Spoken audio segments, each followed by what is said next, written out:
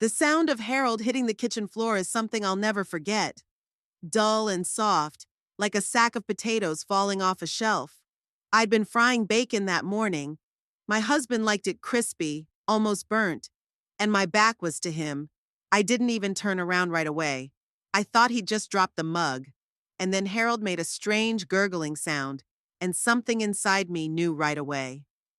When I saw his twisted body and twisted face, the skillet was still on the stove. The bacon had turned to embers while I called for help. The smell of burning pervaded the house, and I knelt beside my husband, repeating meaningless words, the only thing I could do. The doctor said it was a severe ischemic stroke. The right side of her body was completely paralyzed and her speech was impaired. Be prepared for a long rehabilitation, the short neurologist said, looking somewhere off to the side. And for significant expenses, the woman from the insurance company added 2 days later. Our insurance only covered part of the treatment. I sat up all night over the paperwork, calculating how much we would need. The amount was astronomical, and then I got a call from the bank. Mrs. Stillman, your mortgage payment is 4 weeks overdue, a young voice said dryly. We've been forced to assess a penalty. I didn't finish listening. I'd been so busy with the hospital that I'd forgotten all about the mortgage. 12 years of faithful payment, only 3 years to go. The phone slipped out of my hand and fell on the tiled floor of the hospital corridor. That's where Ethan found me, sitting on a plastic chair, with disheveled hair and puffy eyes. My son, my only child, tall, broad-shouldered, like Harold when he was young. Only my eyes are gray with heavy eyelids, the eyes of a man who's never satisfied. Mom, are you okay? He awkwardly touched my shoulder and quickly pulled his hand away. Ethan never knew how to be gentle. I'm fine, I replied, though everything was crumbling inside. My father is stable, but it will take a long time to recover. He's strong, he'll be fine, Ethan interrupted. Listen, I have to tell you something. There was a strange note in his voice, which I had learned to recognize when he was a child. That's what he used to say when he broke a neighbor's window or got a D in math. The voice of a guilty man about to ask a favor. We're having trouble in the shop, he said, looking down at the floor. Big trouble. The bank is threatening to foreclose. Ethan had taken over the machine shop from old man Donovan 5 years ago. Harold had given him a down payment then, almost all of his savings. The guy's got to get back on his feet, he'd said then. I remained silent, though I could see something troubling in my son's eyes even then. What's the problem? I asked. Ethan ran his hand through his hair, a nervous gesture inherited from his father. Taxes, loans, suppliers, all at once. The goddamn economic crisis. People can't afford to fix their cars right now. I looked out the window. A gray October day, wet leaves on the pavement. Duluth had never been a sunshine city, but it seemed especially gloomy that day. What are you going to do? He sat down next to her, slumping his massive shoulders. As a child, when he was scared, he'd snuggled up to me the same way. I felt that familiar motherly urge to hug him, to protect him. Mom, I've been thinking. He looked at his hands with machine grease under his fingernails. Your house. It's almost paid off, isn't it?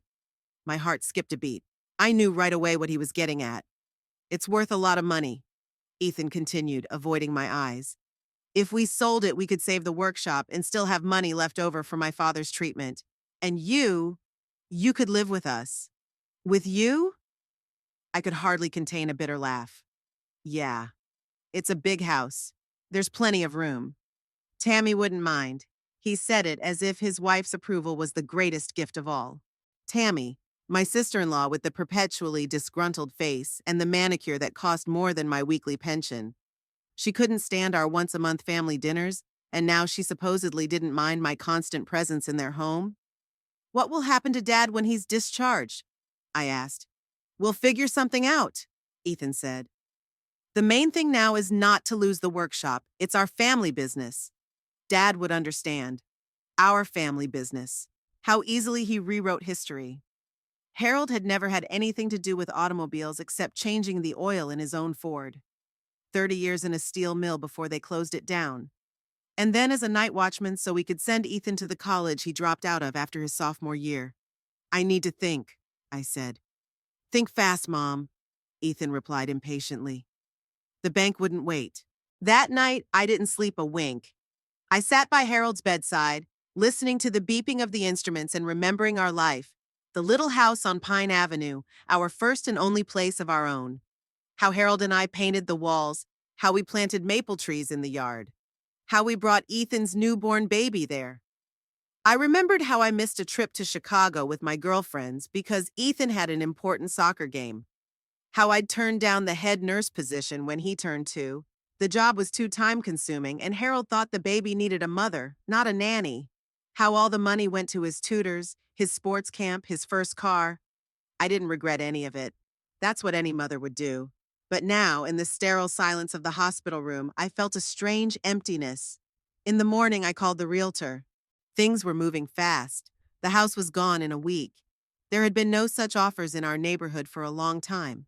The buyers agreed to a quick deal, paying slightly less than market value, enough to cover Ethan's debts and Harold's rehab. We signed the papers at the hospital. Harold couldn't speak, but I could see the tears standing in his eyes. He understood what I was doing and wanted to say something. The notary waited patiently while I signed each page. Ethan tapped his foot nervously on the floor. "That's it," the realtor said, taking the papers. "Congratulations on a successful transaction." What was he congratulating me on? That I was homeless at 66? Ethan looked like a weight had been lifted off his shoulders. "Thanks, Mom." He hugged me quickly. "You saved us. I promise you and Dad won't regret it." Harold died 5 days later, quietly, in his sleep. I didn't have to decide where to take him from the hospital. I didn't even have time to move my things out of the house. The new owners were kind enough to give me 2 weeks to pack and move everything out. 42 years of his life fit into 15 cardboard boxes. "You can only take the essentials," Tammy said as she looked through my things. There wasn't much room in the guest bedroom. I nodded silently. Most of the furniture had to be sold for nothing or given away. My collection of porcelain figurines, which I'd collected all my life, wouldn't fit in their house. Ethan and Tammy's house was in a nice neighborhood in Duluth. It was 2 stories high, with a manicured lawn and a backyard barbecue. Inside, designer furniture and a huge TV on the wall. The guest room was on the first floor, next to the laundry room. Small but clean, with a narrow bed and a dresser. "Make yourself comfortable," Tammy said with a strained smile. "Dinner's at 6. Wade and Lacey will be happy to see you. Grandchildren. Teenagers I'd only seen once a month at most. Wade, 16, looks and acts just like his father. Lacey, 14, with her head always down over the phone. Thank you, honey." I tried to feign gratitude. "I'll try not to get in the way." "What are you talking about?" Tammy flashed her perfectly manicured hands. "You're part of the family." There was something fake in her voice, but I was too exhausted to analyze. My husband was dead. The house was sold. All my savings were gone. I just needed somewhere to bow my head. The first dinner went surprisingly peacefully. Ethan was unusually polite. Tammy cooked my favorite roast. The grandchildren even took a few minutes off their phones. Everyone expressed condolences about Harold and thanked me for saving the family business. "Grandma, do you cook good food?" Lacey asked out of the blue. "Not bad," I replied modestly. "Your dad used to love my pancakes for breakfast." "Cool." The girl looked at me with interest for the first time. "Mom's always on a diet and I'm starving in the morning." "Lacey!" Tammy was outraged. "I make you healthy breakfasts." "Oatmeal isn't breakfast, it's punishment," Lacey mumbled, staring at her phone again. I couldn't sleep for a long time that night. The bed was too soft, and the washing machine was making noise behind the wall. The house I'd lived in most of my life was always quiet. Harold snored, but the sound was soothing. Now I lay alone in a strange house, listening to unfamiliar rustles. Through the thin door, I heard voices. Ethan and Tammy were arguing in the kitchen. "Only temporarily," Ethan said, "until she got back on her feet." "And if it takes longer?" Tammy sounded annoyed. "You know my mom. She moved in a month after her surgery and stayed for 6 months." "Becca's not like that," Ethan objected. "She's independent, and besides, she gave us all the money. We can't just—" I know, Tammy interrupted. "But kids need their privacy, and so do we. I didn't plan on living with my mother-in-law when I was 40. "Calm down," Ethan's voice got harder. Everything's under control. She'll help with the house and the kids. And when things settle down in the shop, we'll figure something out. I lay staring at the ceiling, tears streaming down my cheeks. We'll figure something out. It was like I was a problem that needed a solution. For the first time in years, I was truly scared. I'd lost everything: my husband, my home, my savings. And now I was lying in someone else's bed, listening to my own son discuss how to get rid of me. In the morning, I got up early and made breakfast for everyone. Pancakes for Lacey, scrambled eggs and bacon for Ethan and Wade, fruit salad for Tammy, set the table, made coffee, just like I've done 1,000 times in my house. Wow, Grandma, Lacey exclaimed, coming down into the kitchen. This looks awesome! Tammy came in next, already dressed and wearing makeup despite the early hour. Oh, Becca, you shouldn't have bothered, she said, giving the table an appraising look. We usually eat breakfast on the run. It's Saturday, I smiled. We could all sit together. I have yoga class. Tammy took an apple from the vase. And then I'm meeting some friends. Maybe some other time. In the mirror over the sink, I saw my reflection. Gray hair, tired eyes, wrinkles around my mouth. When did I get so old? When did I turn into a woman who was seen as a burden by her own family? At that moment, something changed inside me. It was as if the glass I'd spent a lifetime hiding my true feelings had cracked. Pain, resentment, anger, all the things I had suppressed for years came out. I smiled at my reflection, a strange, unfamiliar smile. The smile of a woman who had just realized a terrible truth. The family she had sacrificed everything for had never appreciated those sacrifices. We'll see, I whispered to my reflection. April greeted Duluth with freezing rain. I'd been living in my son's house for 6 months now, and spring had no intention of coming, either outside the window or into my life. The morning began as usual at 6 o'clock. First thing was breakfast for everyone, then laundry, cleaning, dinner planning. My hands, once saving lives in the hospital, were now scrubbing burnt pots and dusting off Tammy's countless trinkets. I was standing at the stove, stirring oatmeal for Wade, when Lacey burst into the kitchen, disheveled, phone in hand. Grandma, have you seen my white sneakers? I need them because we're doing an Instagram shoot today. Without even looking at me, she opened the refrigerator and pulled out a bottle of juice. They're drying in the laundry room, I replied. You threw them in the laundry basket yesterday. What? You washed them? Her voice went up an octave. They're supposed to be a little dirty. It's the trend right now. I'm sorry, I didn't realize. They were in the hamper labeled laundry. God, Grandma, you're so, old-fashioned. Lacey rolled her eyes and ran out of the kitchen without closing the refrigerator. I quietly closed the door, returning to the stove. Petty stuff, of course. A common teenage annoyance. But there were too many of those little things that had accumulated over the past 6 months. Little pinpricks that eventually turned into bleeding wounds. At 7:30, Ethan came down to the kitchen, already dressed, his hair damp from the shower. He silently took a cup of coffee, which I had prepared in advance, and looked at his phone. Good morning, I said, setting a plate of omelets in front of him. Yeah, he said, keeping his eyes on the screen. Tammy was the last one to arrive, in a tracksuit, perfectly styled and wearing what she called natural makeup. I often wondered how long it took her to look natural. Ethan, don't forget, tonight we have dinner with the Bergmans. She took an apple from the vase and took a bite. Becca, you'll cook something special, right? Margaret's such a gourmet. I suppressed a sigh. Another dinner for Tammy's friends, with me playing the role of personal chef. Of course you are. What do you want? Oh, it's up to you. She waved her hand like she was doing me a favor.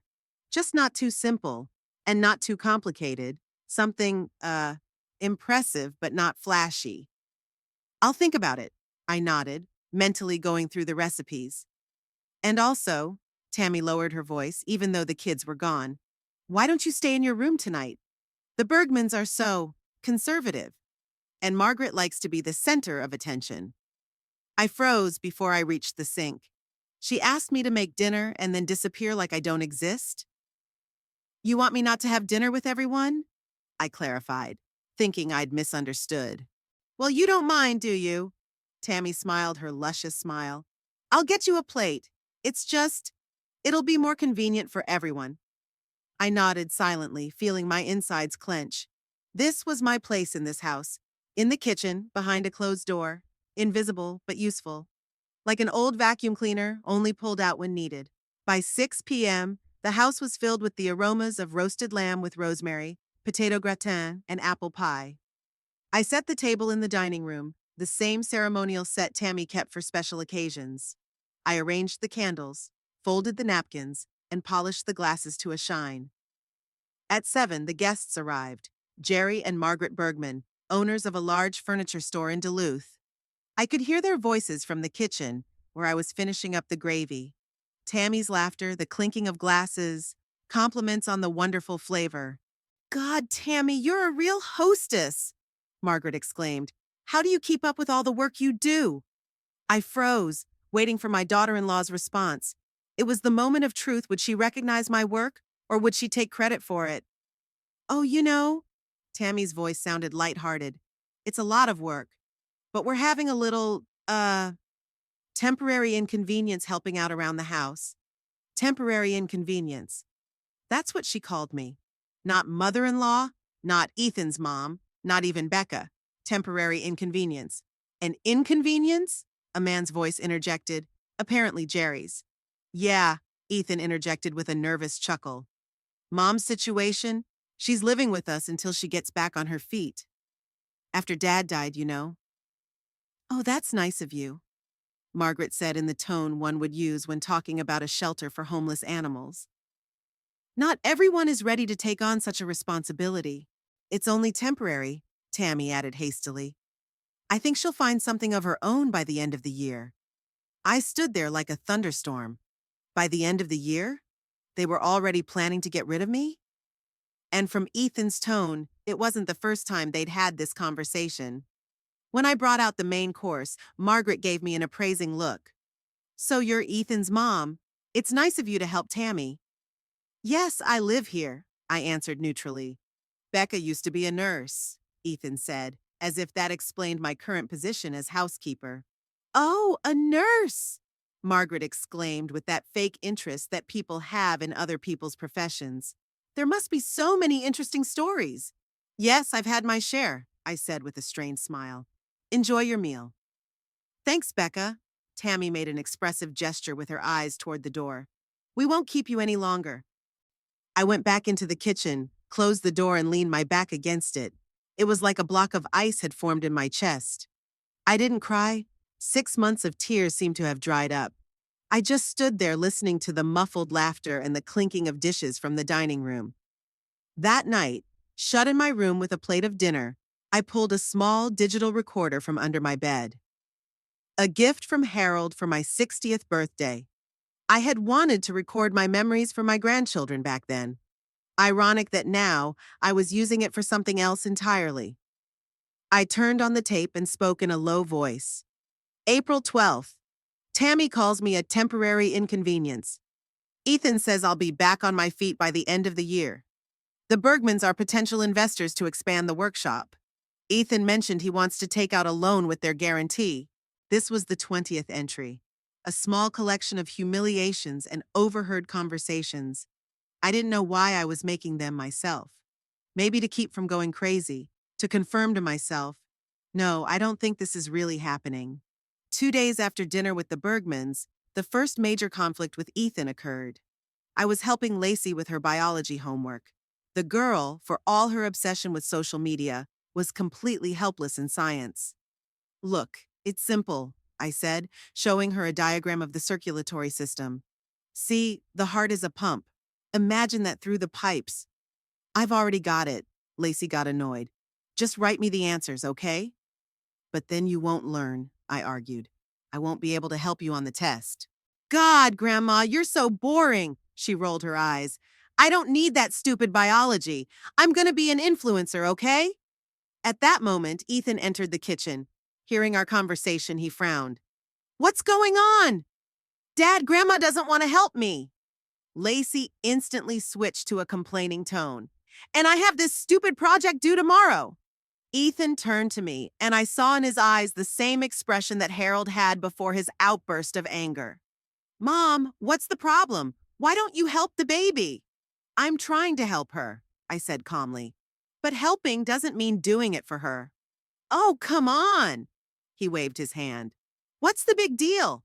Write her those answers, that's all? Ethan, this is wrong. She won't learn anything if. And you stay out of the way, we raise our kids, he suddenly shouted, hitting his palm on the table. Stop lecturing us. We're not in your house, okay? This is my house, and I have my rules. I jerked back as if he'd hit me. There was a deafening silence in the room. Lacey stared at her father, wide-eyed, clearly not expecting this reaction. I'm sorry, I said quietly. You're right. This is your house. I stood up and walked out of the kitchen, feeling my knees shake. My ears were ringing. Behind the closed door of my room, I was finally able to breathe. The breathing exercises I'd learned in medical school helped keep me from crying. Count to 10. Breathe in and out. Not to think about what had just happened. When I calmed down, I took out a tape recorder and mechanically recorded another episode. My voice sounded detached, as if I was describing a case from medical practice, not my own life. The next day, I accidentally discovered that my bank card had disappeared from my bag, the same one that came with my pension, my only source of income now. I turned the whole room upside down, checked the pockets of all my jackets and pants. The card was nowhere to be found. My first thought was I'd lost it. I hadn't used it since last month when I withdrew money for my medication. But then I remembered that I always put it in the secret pocket of my purse. I always double-checked it. Anxiety made me call the bank. After a few minutes of identity verification, the operator confirmed my worst fears. Mrs. Stillman, your account was debited at 15 hours and 22 minutes yesterday. The amount was $1,200. The withdrawal was made from an ATM on Miller Hill Mall. Yesterday at this time, I was home alone with Wade, who was sick and didn't go to school. Ethan was at work. Tammy and Lacey went shopping at Miller Hill Mall. I didn't take that picture, I said in a shaky voice. Do you want to report unauthorized use of the card? The operator asked in a businesslike manner. I stopped talking. Report your own son or your daughter-in-law? Which of them took the card? And most importantly, why hadn't they asked? Mrs. Stillman, are you on the line? No, I finally answered. Yep, I just forgot. It's okay. I hung up the phone and slowly sank down on the bed. $1,200. Almost my entire monthly pension. The money I had planned to use to buy medicine and put some aside for a rainy day. Gone. There was a knock on the door and I flinched. Grandma, are you in there? Wade's voice sounded unusually polite. I need your help. Just a minute. I wiped away the unsolicited tears and opened the door. My 16-year-old grandson towered a full head above me. He played quarterback on the high school soccer team and already had a reputation for being aggressive. At home, he usually ignored me unless there was something he needed to do. What's wrong? I asked, trying to make my voice sound normal. I need money, he said without preamble. My dad won't give it to me and I really need a new console. All the guys are already playing the new version of Mortal Kombat. I stared at him, not believing my ears. My grandson, knowing his father had said no, came to ask me for money after they just stole my pension? Wade, I don't have any money, I said quietly. Come on, you have a pension, he grinned. You don't spend it on anything anyway. You live with us, you eat our food, which I cooked, with money that used to be mine. I'm sorry, but I can't. I shook my head. Wade's face contorted with anger. That's why Mom says you're useless, he hissed. The old cheapskate. He turned and walked away, slamming the door so hard the walls shook. I stood there, stunned not so much by his rudeness as by the sudden realization. They didn't just disrespect me. They despised me. They considered me a burden while taking advantage of my money, my labor, my time, taking advantage of my helplessness and my dependence on them. I didn't sleep that night. Sitting on my bed, going through the few documents I had left, my birth certificate, my nursing diploma, marriage certificate, Harold's death certificate, the deed to the house I sold, bank account agreement, and one other document that no one knew about. Not even Harold. A power of attorney in the name of Nora Kinney, an old friend of mine who worked in the district attorney's office, a power of attorney from 3 years ago, when Harold had his first microstroke, and I realized I had to be prepared for anything. I pulled out my tape recorder and made another recording, and then, for the first time in a long time, I smiled. Not the fake smile I used to put on every day at breakfast, but a real one, cold and determined. They've forgotten who I am. They forgot that in 40 years as a nurse, I'd seen right through people. I knew when they were lying, when they were twisting, when they were trying to manipulate. It was time to remind them of that. May was surprisingly warm in Duluth. Apple blossoms filled the air with a sweet fragrance, and in the evenings, seagulls could be heard calling from the lake. After the long northern winter, the city seemed to be awakening from its slumber. I felt the change, too, but of a different kind. In recent weeks, I'd learned how to navigate my son's house with virtuosity. I had learned to be helpful but inconspicuous, obliging but not intrusive. In the morning, she would make breakfast and disappear into her room before the family came down to the table. After cleaning, I'd go to the park so as not to interfere with Tammy's work from home, though her work apparently consisted of watching soap operas and endless phone calls to her girlfriends. My room had become a tiny sanctuary. Between the mattress and the bed frame, I hid a tape recorder.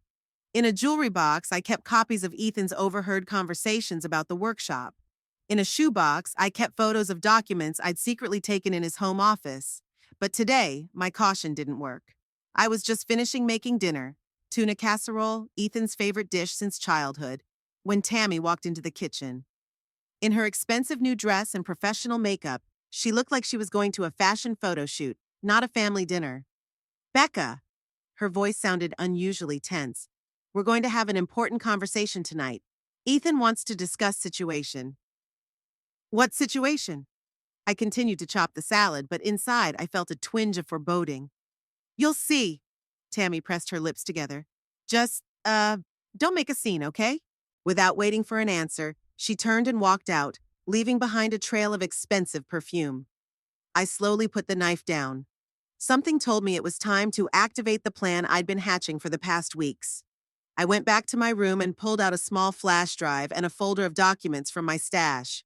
The bag I'd prepared a week ago was compact but roomy, with all the essentials. I put the flash drive, documents, and voice recorder in it. Then I took the thin chain with Harold's wedding ring off my neck. Everything else could wait. At 7 o'clock, I set the table. Ethan had insisted that we all eat dinner together tonight, a rarity in recent months.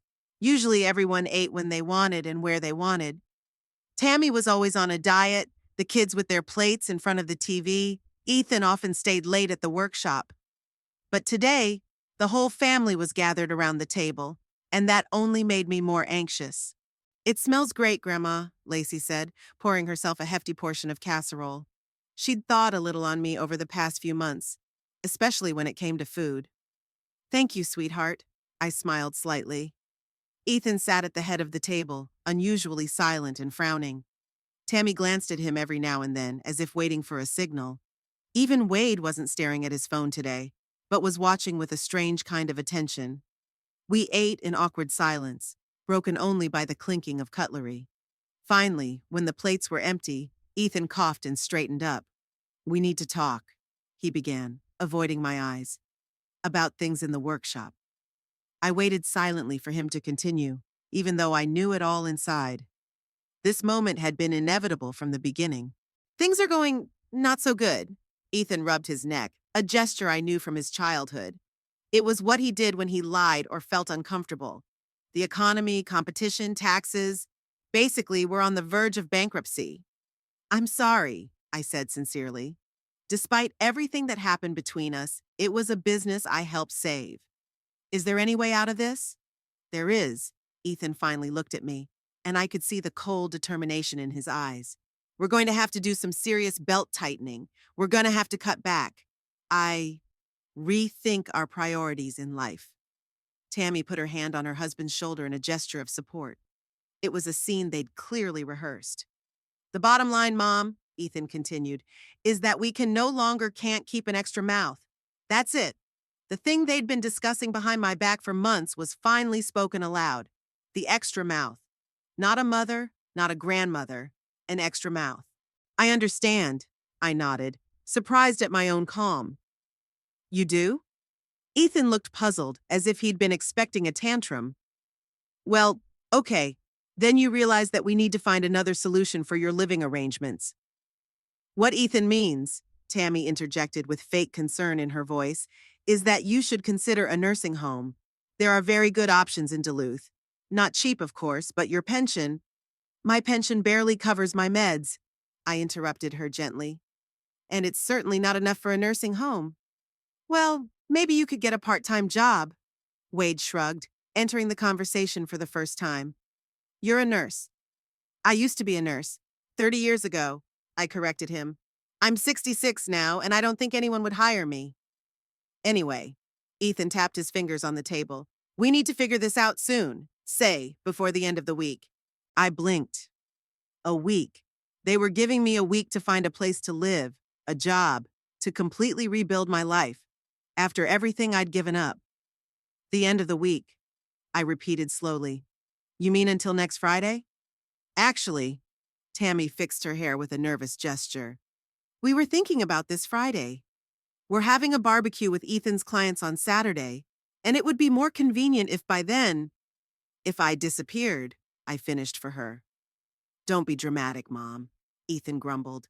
We're just trying to survive. The business is on the verge of collapse. We need to cut costs. It's not personal. It's not personal, I echoed. Of course it is. Lacey, who had been silently watching the conversation, suddenly giggled. Daddy, you forgot to tell me that we wanted to turn Grandma's room into a home gym anyway. Tammy threw her daughter a warning glance, but it was too late. Wade grinned too. And a place for a drum set, he added. Remember you promised, Dad? Ethan went black. I realized that this part of the conversation hadn't been part of their plan. They weren't just getting rid of me because of financial problems. They'd been planning this for a long time, regardless of the business situation. So, gym and drums.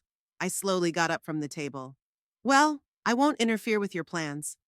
I headed towards my room, feeling their gazes on me. It was empty and cold inside, as if all emotions had suddenly evaporated, leaving only a crystal clear understanding of the situation. In my room, I methodically gathered the rest of my belongings. Clothes, a few books, photos. Everything fit into one bag. When I returned to the dining room, the family was still sitting around the table in awkward silence. Where are you going? Ethan frowned when he saw the bag in my hand. Leaving, I answered simply. Why wait until Friday, once the decision is made? Mom, don't be silly, he rolled his eyes. Where are you going to go at night? Don't worry about it. I put my bag by the door and went back to the table. But before I go, I want to say something. Tammy tensed, clearly expecting a scene. The kids looked at me with a mixture of curiosity and embarrassment. I'm not mad at you, I began calmly. Disappointed, yes, but not surprised. It was clear from the beginning that I was a temporary inconvenience to you. Tammy shuddered at the sound of her own words. All my life I've given without expecting thanks, I continued. Gave up my career for you, Ethan. Gave up my life savings for the college you dropped out of. Sold my house to save your business. And here I am, an old woman with no roof over my head, with a pension that you spend on your own needs. We're not spending your pension, Ethan protested, but there was a flicker of concern in his eyes. $1,200 withdrawn on April 16th at 15 hours and 22 minutes at Miller Hill Mall, I recited, when Tammy took my card from my bag while I was ironing Wade's shirts. Tammy went pale. That's a lie. I never... Bank statements don't lie, honey, I smiled at her. Neither do checks from the North Boutique for $1,185, dated the same day. A heavy silence hung in the room. I picked up my bag and headed for the door. On the threshold, I turned around. You've forgotten, Ethan, who gave you everything you have, I said quietly. But you'll remember soon enough. I was already gripping the doorknob when Ethan got up from the table. Is that a threat? His voice sounded distrustful, mixed with concern. No, I shook my head. Just a statement of fact. Like the fact that on March 14th, at 16 hours and 45 minutes, You said the following to Jeff Lindholm, the insurance agent. Of course the car was in the shop being repaired. What does it matter if the police report says different? Correct the paperwork, and we'll both get our share. Ethan's face turned whiter than chalk. He opened his mouth but couldn't utter a word. Tammy looked from her husband to me in horror. Insurance fraud is a serious crime, son, I continued in the same calm tone. So is document fraud. So is failing to pay taxes for the last 3 years. So is hiring illegal workers. The list goes on and on. I opened the door and breathed in the crisp evening air. For the first time in months, I felt alive. Goodbye, I said without turning around. The home gym and drums were a great idea. It's just a shame you won't get to use them. The door closed behind me with a quiet click. I stood on the porch of the house that had never been mine and smiled. Smiling even though the unknown lay before me. Smiling because I was finally free. In my pocket, I had Nora Kinney's business card and recorded conversations that could destroy my son's business and reputation. At 66, I was starting my life over, and it was my life, just my life. The Pine Forest Motel wasn't exquisite. The peeling paint on the walls, the sagging mattress, the dim lamplight. But for me, this featureless room was my first breath of freedom in months. I sat on the edge of the bed, phone in hand, staring at Nora Kinney's business card. We hadn't seen each other in almost 3 years, not since her husband's funeral. I dialed the number, mentally preparing myself for rejection. Nora Kinney, came a familiar husky voice. Nora, I need your help. Professional, can we meet? Something in my voice made her wary. Sure, are you okay? Is something wrong? I'll tell you when I see you. It's, complicated. We agreed to see each other the next morning at Martha's, a small cafe on the outskirts of Duluth, an inconspicuous place where neither Ethan nor his acquaintances had ever been. The night at the motel was restless. I woke up from every rustle, from every passing car. For the first time in many years, I was completely alone, and this loneliness was both frightening and intoxicating. In the morning, I dressed in my best pantsuit, the same one I'd once worn to job interviews. It sagged a little on my slimmer figure, but it still made me look like a competent woman, not a pathetic old homeless woman. Martha's Cafe greeted me with the smell of fresh baked goods. Nora was already waiting at a corner table, a short, full woman with short gray hair and piercing blue eyes, an assistant district attorney specializing in financial crimes, and an old friend of mine from my days at St. Mary's. Becca? She came up to meet me. Oh my God, you've lost weight, and you look exhausted. The last few months haven't been easy. I smiled weakly. We ordered coffee, and I began to talk. About Harold's death, about selling the house to save Ethan's business, about moving in with my son, the gradual transformation from mother to servant, the thefts, the humiliation, the neglect, and finally, about last night's exile. Nora listened without interrupting, only pressing her lips into a thin line. That bastard, she finally muttered.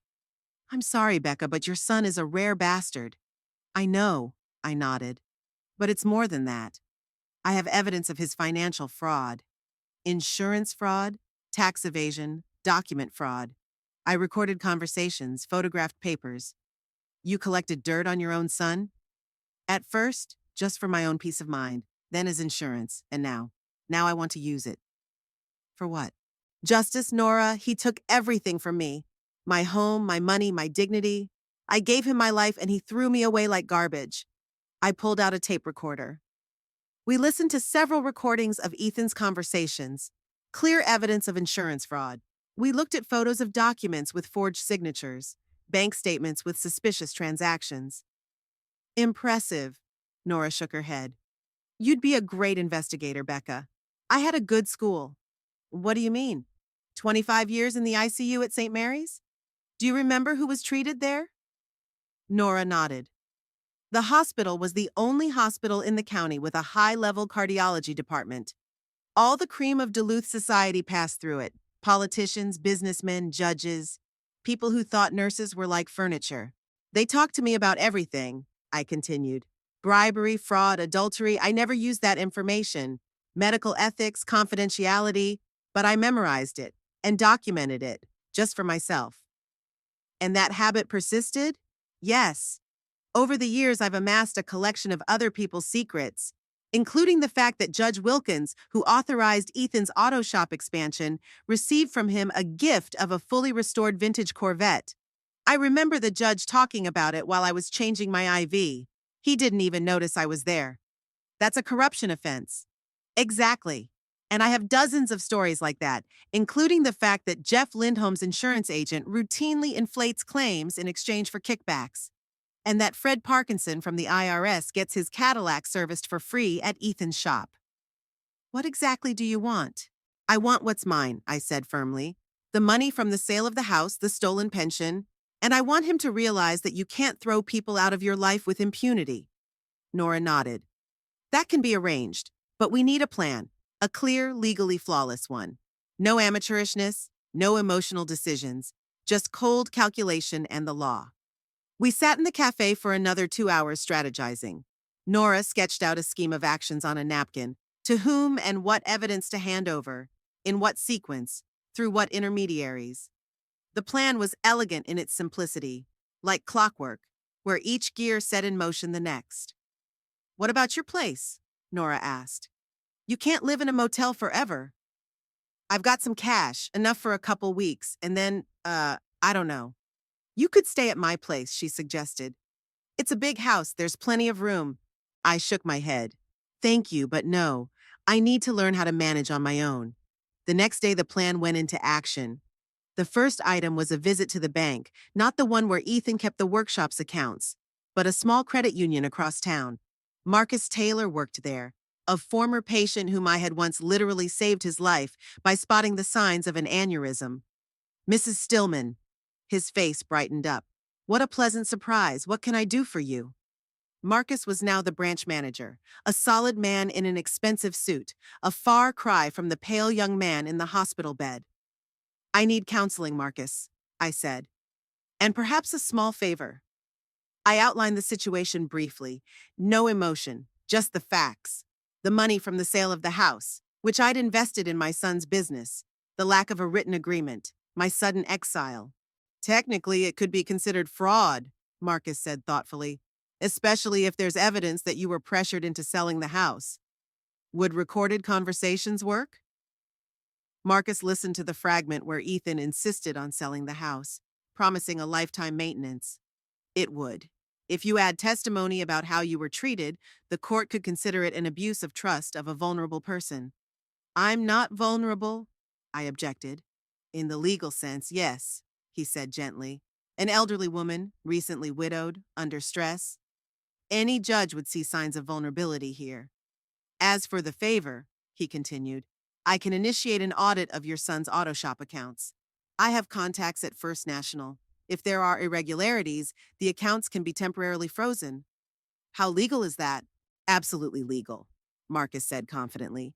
Banks are required to report suspicious transactions. I'll just tell you where to look. That evening, I met Nora in her office. She brought freshly brewed coffee and a stack of legal documents. I've prepared everything for filing an application with the IRS, she said. But there's a catch. The informant must reveal his identity. So Ethan will know it's me? Not necessarily right away. But sooner or later, yes, I wondered. Did I want to hide, or was I ready to confront my son openly? Let him know, I finally decided. I hadn't done anything illegal. He broke the law, not me. Nora introduced me to her colleague David Chang, a young prosecutor specializing in economic crimes.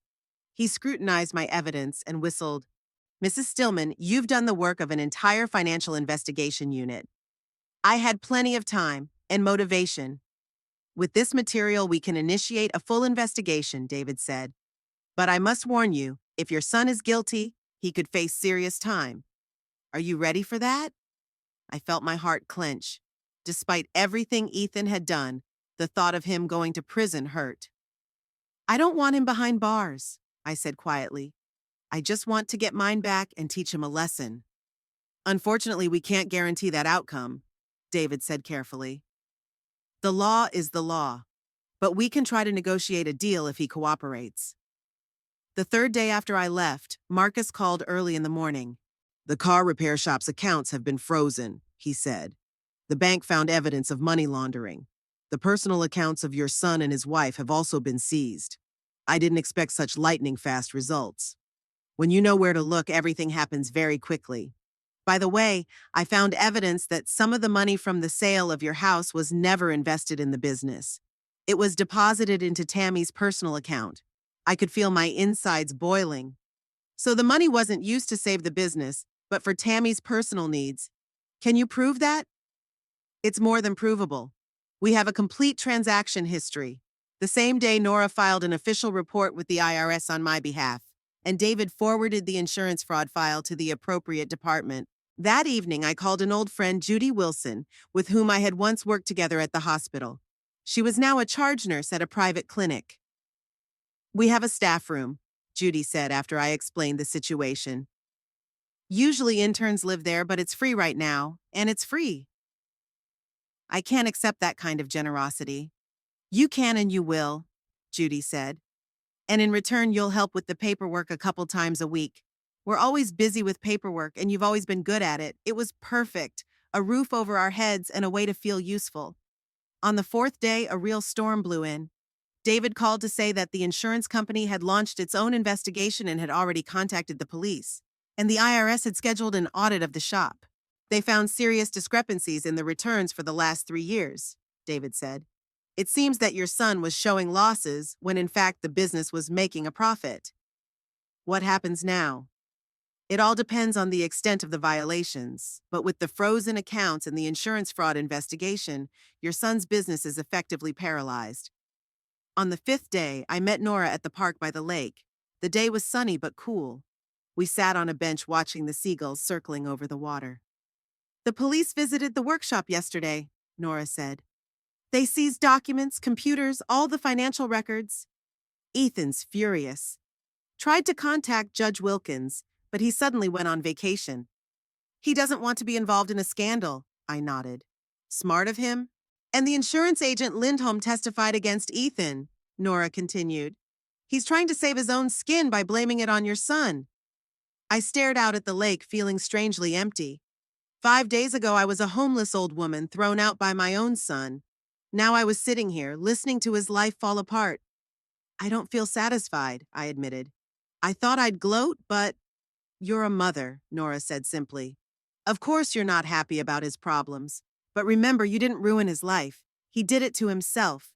His actions, his decisions, his attitude toward you." "What's next?" I asked. "What am I supposed to do now?" "Live," Nora shrugged. "Just live your life, Becca. You're free from obligation, from humiliation, from having to endure. For the first time in years, you can do what you want, not what anyone else expects you to do." I smiled. Freedom. At 66, I had freedom I'd never even dreamed of. "What about Ethan? Tammy? The grandchildren?" "They're adults," Nora said firmly. "They'll be fine. Or they won't. It's their choice. Your responsibility for them ended the moment Ethan called you an extra mouth." I watched the waves crash into the shore. The retaliation mechanism had done its job. Ethan's life was falling apart, but not because of my revenge, but because of his own actions. The justice I'd longed for had been served. And now I had to learn to move on with my life unencumbered by the past, unencumbered by family obligations. Early Saturday morning, I stood across the street, watching police cars surround Ethan's auto shop. 2 uniformed officers and a plainclothes man, probably an investigator, stepped inside. I pulled the hood of my raincoat lower, even though it had already stopped raining. I didn't want to be recognized. Through the damp, cloudy glass of the display case, I saw Ethan go pale as he was handed some kind of paper. Even from this distance, I could see him straighten up, ready for a confrontation, and then deflate like a punctured balloon. He said something, waving his arms, but the officers remained unfazed. One of them pointed to the office, apparently suggesting that they continue the conversation in a more private setting. 2 of the mechanics went outside for a smoke, looking at each other puzzled. Then they were joined by a third, a tall Hispanic man, whom I had seen only a couple of times. As Ethan told his buddies over dinner, Miguel worked undocumented, got paid in cash, and cost half as much as those union whiners. Now that could have been another indictment. I didn't feel schadenfreude watching this happen. Rather a clinical detachment like in the operating room when observing a surgical procedure. Something inside me had died during those months of humiliation at my son's house. Something important and human. About an hour passed. The cops brought out several boxes of documents and a large system unit. Ethan came out after them, pale, with darkened eyes. He looked smaller than usual, as if something had broken in his posture. Older. For a moment, I saw him as the little boy I'd once comforted after nightmares, and my heart clenched painfully. But then he slammed his fist on the hood of his car and swore so loudly that it was audible even across the street. Passers-by turned around, and the cops froze, ready for action. I felt like I'd been splashed with cold water. This wasn't a frightened child. This was a grown man who had thrown his own mother out on the street, stolen her pension, and thought it was okay to cheat everyone around him. I turned around and walked away. I'd had enough. After the temporary shelter at the Pine Forest Motel, the room at the clinic where Judy worked seemed almost luxurious. Small but clean, with a private bathroom and a tiny kitchenette. I set up the few things I had, hung a couple of pictures on the wall, and for the first time in a long time, it felt like home. The paperwork at the clinic took only a few hours 3 times a week, but it gave a sense of usefulness and structure to the day. It also gave her a chance to discreetly keep an eye on what was going on in Ethan's life. Duluth is a small town, and the medical community is even smaller. News traveled fast. Have you heard about the Stillmans? Judy asked me during my lunch break 2 days after the police visited the workshop. The house had been sealed off, something to do with suspected money laundering. I pretended to be surprised. Really? Sounds like the plot of a crime show. Yeah, it's all the talk around here. Judy was a notorious gossip columnist. Tammy was seen outside her sister's house yesterday with 2 huge suitcases. Apparently, they'd been evicted. I stirred my tea in silence, so Nora wasn't exaggerating when she said it was serious. The house has been sealed off. The family has been forced to move out. It was happening even faster than I expected. What about the workshop? I asked as indifferently as possible. Closed until further notice. Customers are being diverted to Dixon's. They say there's some kind of tax fraud going on there. I nodded and changed the subject, asking about the new ultrasound machine the clinic had recently installed.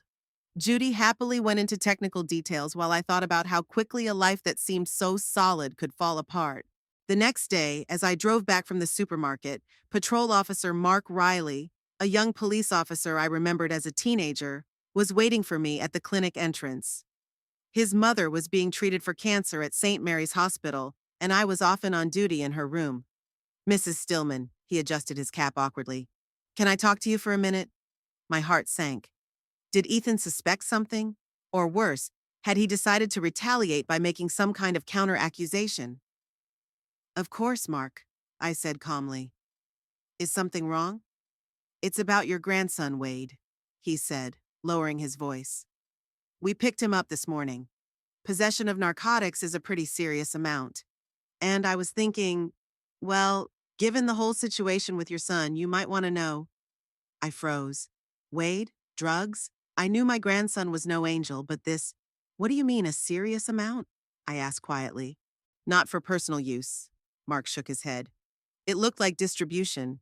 We found bags of methamphetamine in his car, packaged for sale, and a large amount of cash. I closed my eyes.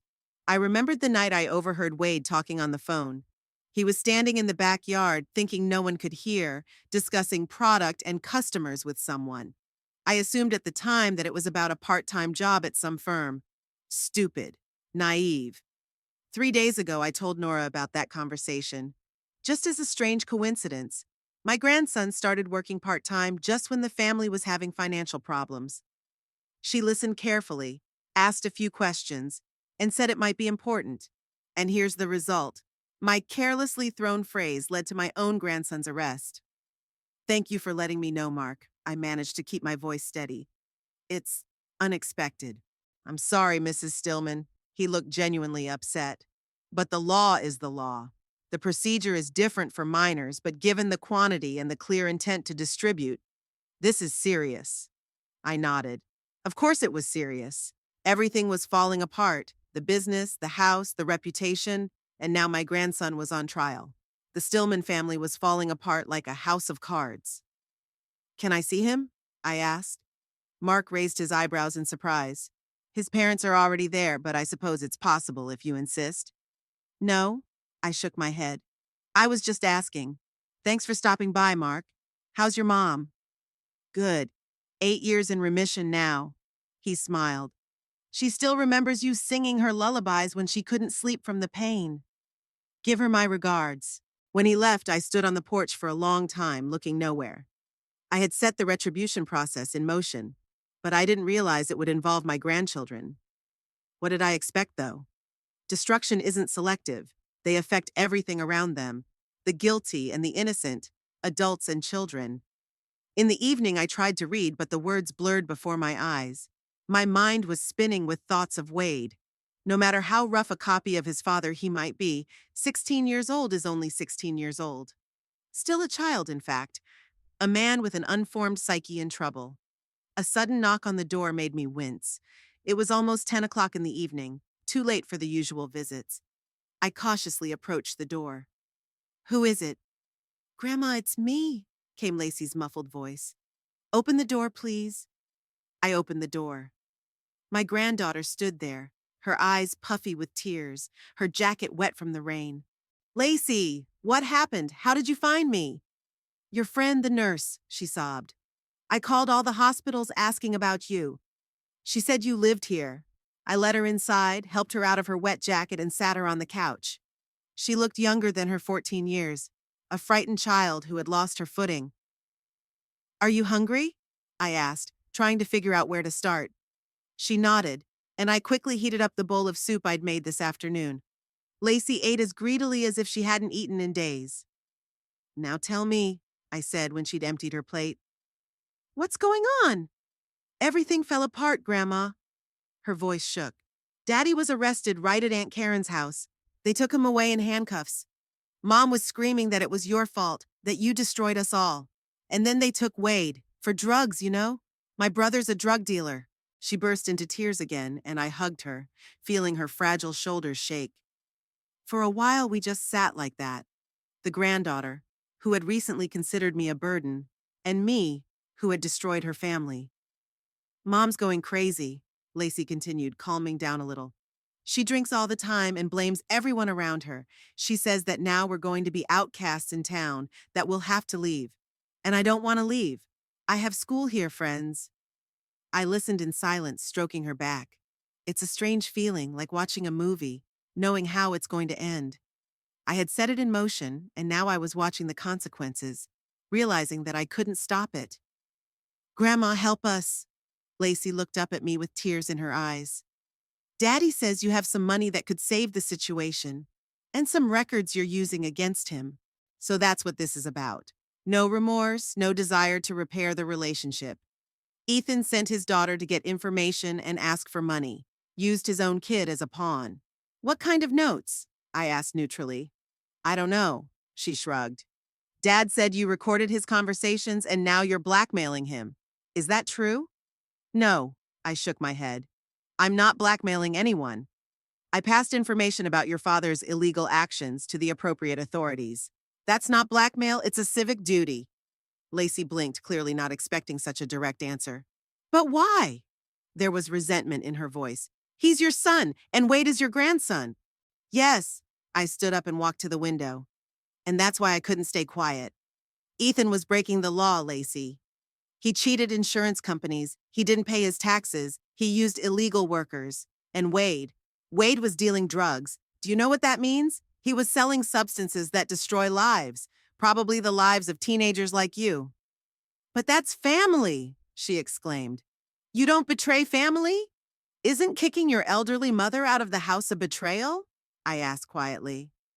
Lacey was silent, her gaze lowered. She was old enough to understand the question.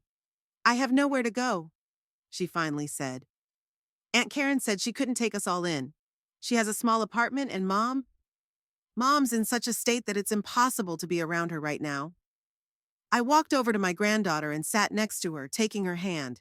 You have a choice, Lacey. I can give you money for a ticket, enough to go to Aunt Martha's in Portland. She's been asking you to spend the summer with her for a long time. You can start fresh, new school, new friends, away from it all. Aunt Martha's? There was a flicker of interest in her eyes. Martha is Harold's younger sister, an artist living a bohemian life on the West Coast. Lacey has always admired her style and independence. Yes, or you could go back to Mom and Aunt Karen, I continued. Try to get through this with them. I won't judge any of your decisions. Lacey was silent for a long time, staring at her hands. Then she asked quietly, "What about you? Why can't you take me back to your place?" The question caught me off guard. I thought she'd choose Portland a chance to escape her problems and start a new, interesting life.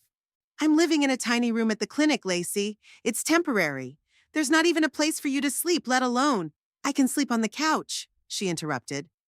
"Or on the floor. I don't care. It's just, I don't want to go to Aunt Karen's. I don't want to go to Aunt Martha's either. I want to stay with you." I stared at her, trying to make sense of what I was hearing. This girl who had barely noticed my existence until a short time ago was now asking me to take her in? "Are you sure?" I asked cautiously. "It's not going to be easy. No designer clothes, no shopping trips, just the essentials." "I know," she nodded. "But you're the only one who doesn't yell and drink and blame everyone around you. You just do what needs to be done. You always have." Her words touched something deep inside me. For the first time in months, I felt that all was not lost. That maybe something new could arise from the ashes of a broken family. "Okay," I said. "We'll figure something out. But first we need to talk to your mom. I can't just take you away like that. That would be kidnapping." "She'll agree," Lacey said confidently. "She doesn't care about me right now." That night, my granddaughter slept on the couch, covered with an old blanket. I sat next to her for a long time, looking at her peaceful face. It was the same way I sat by Ethan's crib when he was 2 years old and sick with scarlet fever. The same way I sat by Harold's bedside in the hospital. All my life, I'd watched my family members sleeping, feeling responsible for their well-being. But now, it was different. I knew now that I didn't have to sacrifice myself, that I could help, but on my own terms, and that some relationships couldn't be repaired, no matter how painful. 2 weeks later, Lacey and I moved into a small rental apartment on the outskirts of Duluth. One bedroom, a tiny living room combined with the kitchen, old furniture. But ours. Tammy unexpectedly easily signed over temporary custody. Maybe she just didn't want any unnecessary trouble in an already difficult situation. Ethan got probation and a hefty fine, avoiding jail thanks to a plea deal. The workshop had to be sold for next to nothing to pay off the debts. Wade was sent to a juvenile detention center for 6 months. The life of the family I had once known had finally collapsed. I was sitting at the small kitchen table going through the mail when I came across an envelope with no return address. The handwriting was familiar, sprawling with heavy pressure. Ethan's handwriting. I held the letter in my hands for a long moment, hesitant to open it. What could he have written? Curses, pleas for forgiveness, threats. Whatever it was, I suddenly realized I didn't want to know. Taking a match, I lit one and held it to the corner of the envelope. The paper burned quickly, and the fire crept upward, turning the message to ash.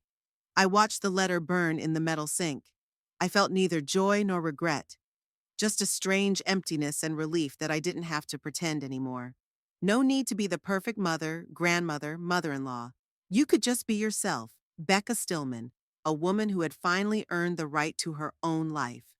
I washed the ashes away with water and went back to my daily routine. Tomorrow, I had to take Lacey to her interview at her new school, then stop by the clinic where I'd been offered a full-time documentation job. Life went on. Not the way I'd planned, not the way I'd dreamed, but my own, mine at last.